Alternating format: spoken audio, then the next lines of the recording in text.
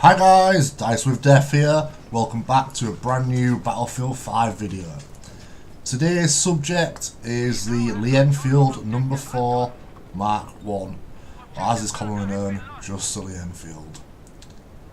So the specialisations on the Enfield are as follows. On the left hand side, it's the usual aimed fire. So it's light and stock, custom stock, quick aim, and the bayonet. On the right, it's slightly different with the Enfield. You've got quick reload, slings and swivels, machine bolt, and a variable zoom. So the machine bolt will give you the RPM of 84 up from 72.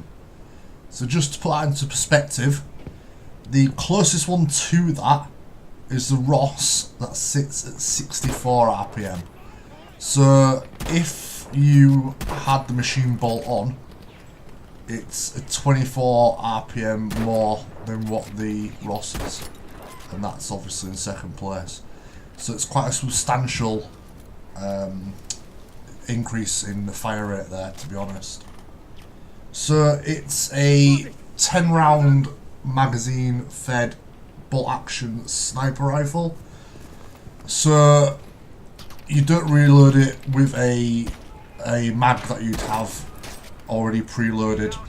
It's a case of loading them individually, all 10, or you'd strip feed them, which way you've got 5 rounds per strip and you put 2 strips in to make you 10. So a bit about how I found the Enfield. I love it. I absolutely love it. It is my go-to scout weapon. I'd like to think I play quite aggressively.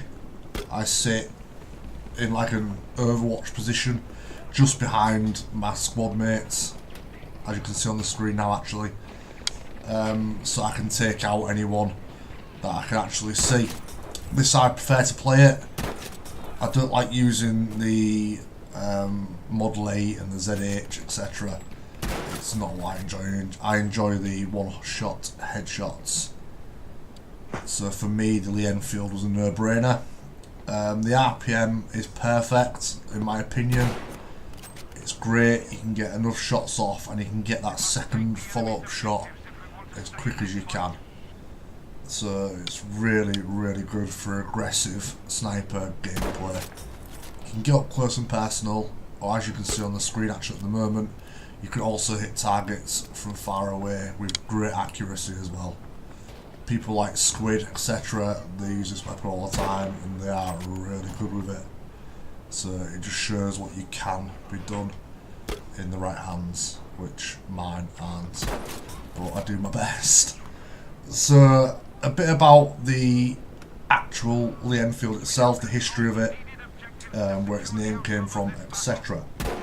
So it started life in 1895. Manufactured in the UK. This wasn't the Mark 4, the number 4, sorry, my apologies. This wasn't the number 4, this was just the Enfield itself. There's been various marks, various numbers in its life, which we'll talk about in a second. So it started in 1895, and went through production until 1957.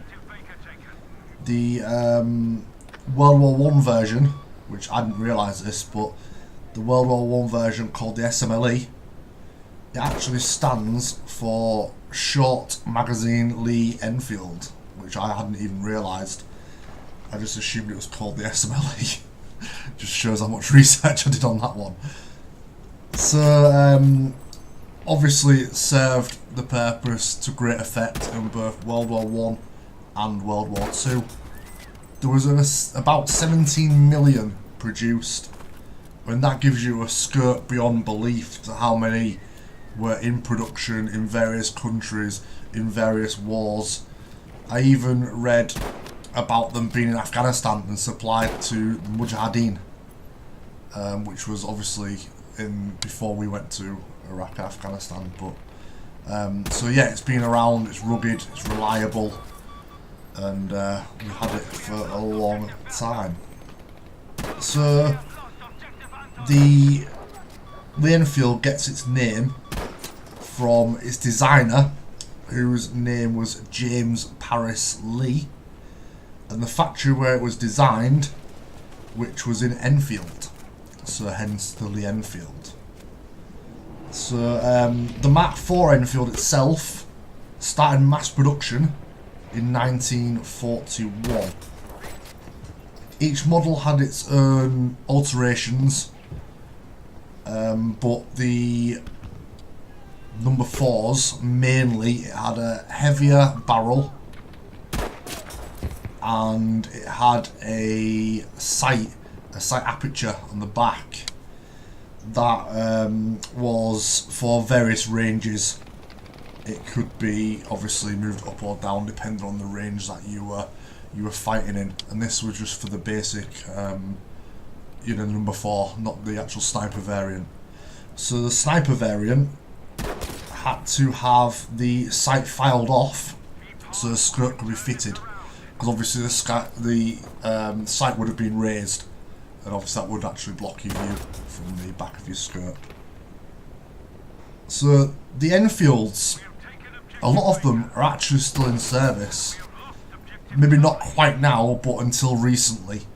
So I think in the 1980s, Commonwealth countries such as India, I know that there's, like I said earlier, a lot, they're not Commonwealth, but a lot of in the Afghan region, a lot of them had them there. They're used for hunting, obviously, various other things.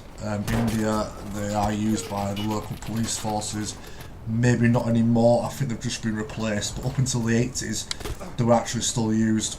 It's the second longest serving rifle, behind the Mercer Nagant, if that's pronounced properly. If it's not, I do apologise. There's been a lot of conversions and variations. I didn't realise this until I started doing my research, but the Commander Carbine is actually a conversion of this and uses various parts of it, including the receiver.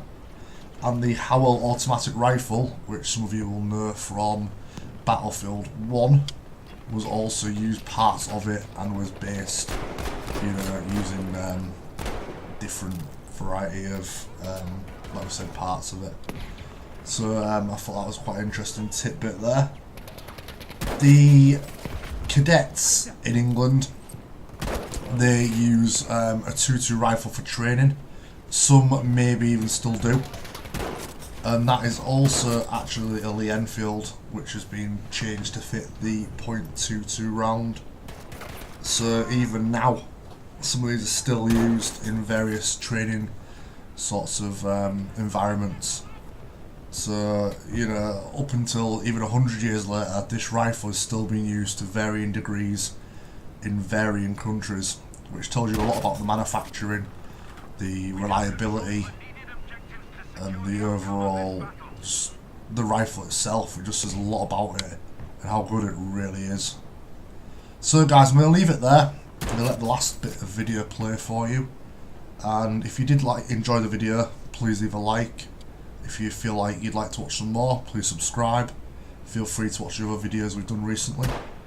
And other than that guys, hopefully I'll see you in the next one.